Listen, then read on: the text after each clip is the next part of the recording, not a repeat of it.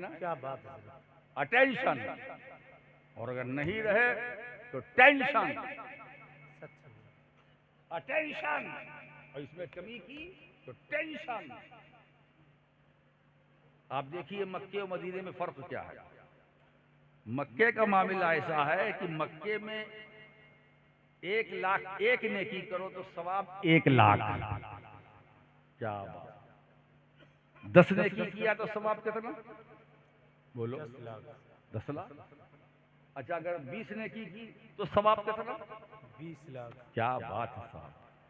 तो ऐसे ही सवाब करते जाए हमारे हाजी साहब। लखपति होंगे, पहले तो हजारपति होंगे, फिर लखपति होंगे, फिर करोड़पति होंगे, फिर अरबपति होंगे। अरबपति, पति ही पति है ना? अब आइए, लेकिन एक बात है, खतरा क्या है? मैंने कहा था खतरा है मक्के में। खतरा क्या है? एक नेकी अगर आपने किया तो उसका सवाब 1 लाख, और एक गुनाह किया तो वो भी 1 लाख। 10 नेकी की 10 लाख सवाब, और 10 गुनाह हिसाब बराबर। ये खतरा है कि नहीं? इसीलिए अब इस बस्ती का क्या हाल है मुझे नहीं मालूम। हमारी तरफ तो ऐसे लोग हैं कि लोग कहते हैं ये हज करने जाएगा, आएगा तो लौटकर बहुत बदला हुआ मिलेगा। मैंने तो ऐसे भी हाजी देखे हैं कि हज करके आए, अगर नरम थे तो और कठोर हो गए, है ना? अरे कैसा हज किया भाई। हज करने गया था, काबा का चक्कर लगा के आया है ना? तो जब तक हज नहीं किया था कम झूठ बोलता था, और जब से हज करके आया है दिन रात झूठ बोलता है। ऐसा लगता है कि जैसे झूठ की फैक्ट्री है। तो वो खतरा है, वो कसौटी है। एक नेकी किया तो सवाब 1 लाख, एक बुराई की तो गुनाह भी 1 लाख। मगर इसके बरक्स मदीने शरीफ में आइए, एक नेकी सवाब 50,000, सवाब 50,000, और अगर एक बुराई तो वो एक ही।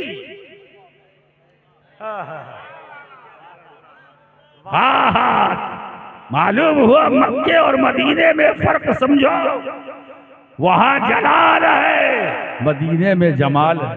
वाह, वहां जलाल है, यहाँ जमाल है। मदीने में अगर एक नेकी तो सवाब 50,000, और एक गुनाह तो एक, है ना? और इस मकाम पर हमारे उलमा फरमाते हैं कि वो भी अगर बाकी रहे तो वरना वो दरबारे रिसालत है। अल्लाह के रसूल जब दुआ करेंगे तो जो एक बुराई है ना वो भी खत्म हो जाएगी। तो फायदा बताओ मक्के में है कि मदीने में? फायदा मदीने में है। इसीलिए अल्लाह भी यही चाहता है, ए लोगों मेहनत करो, मक्के में उजरत मदीने में लो।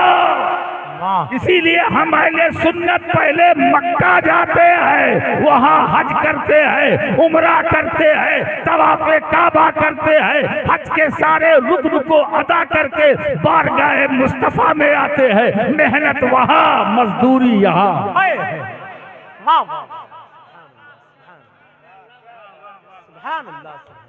मेहनत वहाँ, उजरत यहाँ, मजदूरी यहाँ। मेरे दोस्तों याद रखो। और एक बात और बताओ, मक्का और मदीना इसमें अफजल कौन है? मैंने कहा नहीं था कि बिखरे हुए मज़ामीन को समेटूंगा जी। मक्का मदीने में अफजल कौन? किसी ने इसमें अइम्मा का इख्तिलाफ हो गया। ऐसे भी हमारे अइम्मा के नाम है जिन्होंने कहा नहीं मक्का अफजल है ना? मक्का अफजल है। क्यों मक्का अफजल है? इसलिए कि मक्के में अल्लाह का घर है, काबा है, इसलिए अफजल है। मक्के में वो हजरत इब्राहिम अलैहिस्सलाम ने उस शहर को बसाया है, इसलिए अफजल है। मक्का अफजल है, अपनी दलील, मक्का अफजल है। लेकिन सैयदना इमाम मालिक रजी अल्लाह ताला अन्हु के इश्क पर कुर्बान जाइए। वो कहते नहीं साहब, मदीना अफजल है। जब फजीलत की बात आई तो इमाम मालिक बोल रहे हैं मदीना अफजल है ना। मक्का अफजल क्यों था, वहां हज होता है। तो इमाम मालिक फरमाते हैं यहाँ क्या होता है, यहाँ भी तो हज होता है। तो फर्क ये है कि मक्के में जमीन वालों का हज होता है और मदीने में आसमान वालों का हज होता है, अर्शियों का हज होता है। मक्के में फर्शियों का हज होता है, मदीने में अर्शियों का हज। सुभान अल्लाह, सुभान अल्लाह, है ना। अब आप सोचिए, अंदाजा लगाइए। अब आइए देखिए कि मक्के में एक नेकी करो तो सवाब 1 लाख, मदीने में 50,000। वो हिसाब लगाया कि 50,000 तो कम है, 1 लाख ज्यादा है। तो वहाँ खतरा भी तो है, अगर एक गुनाह भी हो गया तो हिसाब बराबर। मगर मदीने में अगर एक खता आपसे हो गई तो वो खता भी बाकी नहीं रहेगी। सरकार रहमतुल लिल आलमीन है, सरकार रहमतुल लिल आलमीन है। तुम्हारी एक गुनाह को अल्लाह माफ कर देगा, माफ कर देगा। सोचो, तो वहां फायदा ही फायदा है। आप अंदाजा लगाइए। अब आप देखिए इमाम मालिक रहमतुल्लाह ताला अलैह क्या फरमाते हैं, मदीना अफजल है, मदीना अफजल है। और दलील क्या दे रहे हैं, ला उक़सिमु बिहाज़ल बलद वो अंता हिल्लुन बिहाज़ल बलद। ए महबूब, मुझे इस शहर मक्का की कसम, वजह तुम हो, तुम हो। मुझे शहर मक्का की कसम। अब अगर इस्तिफहाम का माना ले, ए महबूब मैं शहर मक्का की कसम न खाऊं, न खाऊं, मैं खाऊंगा, न खाऊं मैं खाऊंगा, क्योंकि शहर में तुम हो। ला उक़सिमु बिहाज़ल बलद, ये वाव हालिया, इस हाल में कि तुम इस शहर में हो, मैं कसम न खाऊं। तो इस आयते करीमा के अंदर अल्लाह कसम मक्के की खा रहा है, अज़मत मुस्तफा की बयान कर रहा है। अल्लाह अल्लाह अल्लाह अल्लाह अल्लाह, क्या बात है। कसम मक्के की, फजीलत रसूल की, कसम मक्के की, अज़मत रसूल की। अंदाजा लगाओ तो इमाम मालिक रहमतुल्लाह अलैह फरमाते हैं कि जब तक हुजूर मक्के में थे, मक्का अफजल, मक्के में थे तो मक्का अफजल, और हिजरत करके मुस्तफा मदीने में आ गए तो मदीना अफजल। ला उक़सिमु बिहाज़ल बलद व अंता हिल्लुन बिहाज़ल बलद। ए महबूब, जहां तुम हो वहां की मुझे कसम। ए महबूब, तुम मक्के में हो तो मुझे मक्के की कसम। तुम तवाफ की, तुम हरम में हो तो हरम की कसम, मुताफ में हो तो मुताफ की कसम, सफ़ा पर हो तो सफ़ा की कसम, मरवा पर हो तो मरवा की कसम, जबल अबू कुबैस पर हो तो उस पहाड़ी की कसम, गारे सौर में तो उस गार की कसम, गारे हिरा में तो उस गार की कसम। ए महबूब, हिजरत से पहले अगर तुम अरफात में हो तो अरफात की कसम, मुज़दलिफ़ा में हो तो मुज़दलिफ़ा की कसम, मीना में हो तो मीना की कसम, हतीम काबा में हो तो वहाँ की कसम। हिजरत से पहले तुम मक्के में हो तो मुझे उस शहर की कसम। हिजरत करके मदीने आ गए तो अब मुझे शहर मदीना की कसम। बात यह है, मैं शहर नहीं देख रहा हूँ महबूब, तुम्हें देख रहा हूँ। मैं शहर नहीं देख रहा हूँ महबूब, तुम्हें देख रहा हूँ। जहाँ जहाँ वहाँ वहाँ की मुझे कसम, जहाँ जहाँ तेरा कदम, जहाँ जहाँ तेरा कदम, वहाँ वहाँ की मुझे कसम। वाह, आज हम सरकार की बारगाह में जाने के लिए तैयार हैं, अपनी मशीयत से नहीं, खुदा की मशीयत, अपनी मर्जी से नहीं। अल्लाह हमें ले जा रहा है, अल्लाह ले जा रहा है। अगर तुमने अपनी जानों पर जुल्म किया है, बहुत झूठ बोले हो, जान पर जुल्म किया, बहुत नाफरमानी की, जान पर जुल्म किया, पूरा मुआशरा सोसाइटी खराब हो गई, जान पर जुल्म किया। दोस्तों अब जरूरत है इस बात की कि हम अपने मुआशरे की तरफ तवज्जो दें कि उसकी इस्लाह कैसे हो। इस्लाह का तरीका ये है कि हम अपने भाइयों को कुरान से करीब करें, अपने भाइयों को हदीसों से करीब करें, अपने भाइयों को सुन्नत मुस्तफ़ा से करीब करें। एक हो जाओ, एक हो जाओ मेरे दोस्तों, एक हो जाओ। आज राशिद मक्की पूरे एतमाद के साथ कहता है, मुसलमानों इस मुल्क में रहना है तो एक हो जाओ, एक हो जाओ, एक हो जाओ, एक हो जाओ। मैं ये नहीं कहूंगा कि बटोगे तो क्या बात है, आप तो होशियार आदमी समझ रहे हो ना। यही तो हमारे हिंदुस्तान में चल रहा है। मेरे दोस्तों हमें बहुत हिकमत अमली से काम लेना है, सब्र व तहम्मुल से काम लेना है। हजरत गिरामी, ये इस्लाम इतना सस्ता नहीं है। फानूस बन के जिसकी हिफाजत खुदा करे, वो शम्मा क्या बुझे जिसे रोशन खुदा करे। इस्लाम एक ऐसी शमा है, ऐसी शमा है कि उसे खुदा ने जलाया है, रोशन किया है। इसका बुझाने वाला न कल पैदा हुआ, न आज है, न सुबह क़यामत। इस्लाम कल भी था, आज भी है, क़यामत तक है। दोस्तों अगर इस्लाम है तो दुनिया है, अगर इस्लाम है तो कायनात है, अगर इस्लाम है तो निज़ाम आलम है। जिस दिन इस्लाम नहीं रहेगा आलम का निज़ाम दरहम बरहम हो जाएगा, कायनात खत्म हो जाएगी, दुनिया तबाह हो जाएगी, इंसानियत हलाक हो जाएगी। इस्लाम है तो आबादी है, इस्लाम है तो ये दुनिया है, इस्लाम है तो ये नूरो निकाहत है, इस्लाम है तो हुस्नो जमाल है, इस्लाम है तो सब कुछ है। इस्लाम था, है, रहे। बेशक बेशक बन के जिसकी हिफाजत खुदा करे, वो शम्मा क्या बुझे जिसे रोशन खुदा करे।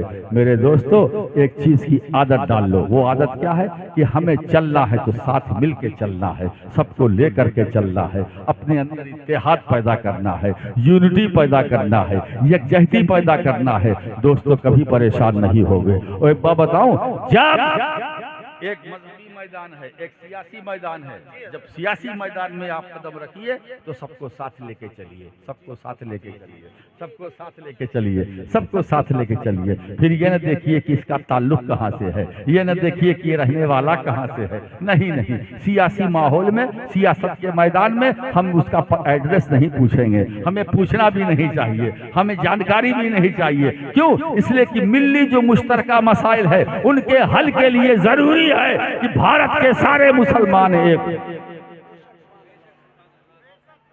अगर वो लोग अपनी जानों पर जुल्म करें, ए रसूल तुम्हारे पास आए, तुम्हारे पास जाऊका, तुम्हारे पास आए, है ना। आहा, अल्लाह नुस्खा दे रहा है कि हमें अगर अपनी गुनाहों से नजात चाहिए, अगर हम जो हमने अपनी जानों पर जुल्म करके जो हम मुजरिम और जालिम बने हैं, अगर इससे हमें छुटकारा चाहिए तो कुरान हमें यह फार्मूला दे रहा है, महबूब के आस्थाने पर जाओ। अच्छा साहब, अब आइए दूसरा जी, ये बताओ मोमिन का दिल कहाँ होता? बोलो, मोमिन का दिल किधर होता? दिल किधर होता है? बोलिए। बाईं तरफ, बाईं तरफ मोमिन का दिल। अच्छा, तो बाईं तरफ मोमिन का दिल, बाईं तरफ तो सबका दिल होता और किसी किसी का दाईं भी होता है। बाईं तरफ मुनाफिक का भी दिल है, बाईं तरफ काफिर का भी दिल है, बाईं तरफ मुशरिक का भी दिल है, बाईं तरफ मोमिन का दिल। तो मोमिन के दिल और दूसरे दिलों में कोई फर्क नहीं है। अच्छा ये बताओ वली का दिल कहाँ है? एक बुजुर्ग ने पूछा अपने किसी चाहने वाले मुरीद से, मोमिन का दिल कहाँ? तो उसने वही कहा बाईं तरफ। जब उन्होंने सवाल किया कि बाईं तरफ तो सबका दिल होता है, अच्छा ये बताओ वली का दिल कहाँ? तो हाथ जोड़ के खड़ा हो गया, कहा हुजूर जवाब के हिसाब से हमें यही नहीं मालूम कि मोमिन का दिल कहाँ होता है, तो ये कैसे बताऊं कि वली का दिल कहाँ होता है? तो अल्लाह वाले ये जवाब देते, सान मोमिन का दिल महबूब की चौखट पर होता है और वली का दिल वो है महबूब आकर उस दिल। मोमिन का दिल महबूब की चौखट पर। इसीलिए पठान पुरवा वालों, है ना, पठान का पुरवा, पठानों का पुरवा, यहाँ रहने वालों, अपने जिस्म को कहीं भी रखो, दिल को मुस्तफा की चौखट पर रखो। दोस्तों, मदीना जाने के लिए पासपोर्ट की जरूरत नहीं है, वीजे की जरूरत नहीं है। एक बात बताओ, पासपोर्ट से तुम वीजा और पासपोर्ट के जरिए तुम ये तो हो सकता है कि अपने जिस्म को मदीना पहुंचा दो, लेकिन अगर तुम्हारा पूरा जिस्म मदीने में है और दिल मदीने में नहीं है तो समझ लेना हम मदीने में रहकर भी मदीने में नहीं है। लेकिन अगर तुम्हारा पूरा जाहिरी ढांचा, जाहिरी वजूद अगर पठान के पुरवा में है लेकिन दिल मदीने में है, तो इस बस्ती में रहकर भी तुम मदीने में, इस बस्ती में रहकर भी मदीने में हो। दोस्तों, याद रखो, सही मानों में अगर देखा जाए तो मदीना सरकार की बारगाह में पहुंचने के लिए किसी पासपोर्ट की जरूरत नहीं, हुजूर की बारगाह में पहुंचने के लिए किसी वीजे की जरूरत नहीं। सिर्फ आप आंखों को बंद कर लो, आलम तसव्वुर में गुंबदे खजरा का तसव्वुर करो तो सरकार का जलवा तुम्हारी निगाहों के सामने होगा। मेरे दोस्तों, वो हुजूर हैं और जो हुजूर होता है वो हर जगह हाजिर होता है, जो हाजिर होता है वो नाजिर होता है, जो नाजिर हाजिर होता है वो जिंदा भी होता है, वो मौजूद होता है। तो हम जिस नबी का कलमा पढ़ते हैं वो नबी हाजिर भी है, नाजिर भी है, जिंदा भी है, मौजूद भी है। जब तो इमाम अहमद रजा दो मिसरा कह रहे हैं, दो मिसरा कह रहे, वो जिंदा है वल्लाह, तू जिंदा है वल्लाह, तू जिंदा है वल्लाह, तेरी चश्मे आलम से छुप जाने वाले। मगर देखो साहब, अब जरा मैं इसकी मिसरे उला की तरफ आता हूँ। इमाम अहले सुन्नत ने ये नहीं कहा कि वो जिंदा है वल्लाह, वो जिंदा है वल्लाह। अगर वो कह देते बात बन जाती, गैर मौजू मिसरा ना होता, बहर से भी साकित ना होता। मगर नहीं, तू जिंदा है, तू जिंदा है, तू जिंदा है, तू जिंदा है, वो नहीं। अरे बाबा, वो तो उसके लिए इस्तेमाल किया जाता है जो गायब हो, वो तो उसके लिए बोला जाता है जो गायब हो। लेकिन तू जिंदा है, तू जिंदा है, तू जिंदा है वल्लाह, कसम भी खा रहे, तू जिंदा है वल्लाह। मतलब ये है, जिस वक्त वो कह रहे थे, कलम कागज पर चल रहा था तू जिंदा है वल्लाह, तो एक तरफ जबान से मिसरे की तिलावत हो रही थी तो दूसरी तरफ आंख से मुस्तफा की जियारत हो रही थी। अल्लाह अल्लाह अल्लाह अल्लाह, जिंदाबाद जिंदाबाद, वाह वाह वाह, नारे तकबीर, नारे रिसालत, नारे हैदरी, मसलके आला हजरत, सुभान। तो अगर वो लोग अपनी जानों पर जुल्म करके तुम्हारे पास आए और अल्लाह से मग़फ़िरत चाहें, रसूल उनके लिए दुआए मग़फ़िरत करे, तो अल्लाह इन जालिमों की तौबा को कबूल फरमा लेगा और उन पर रहमतें नाजिल फरमाएगा। मेरे दोस्तों, चलते चलते बस एक बात को अच्छी तरह से ज़हन में रखना है ना, आप सबको एक होना है, नेक होना है, बट कर नहीं रहना है, डट कर रहना है। बस यही इत्तेहाद, इसी इत्तेहाद में हमारी जिंदगी है। हम इख्तिलाफ करेंगे, मर जाएंगे, मुत्तहिद होके रहेंगे तो जिंदा रहेंगे। वो अल्हम्दुलिल्लाह।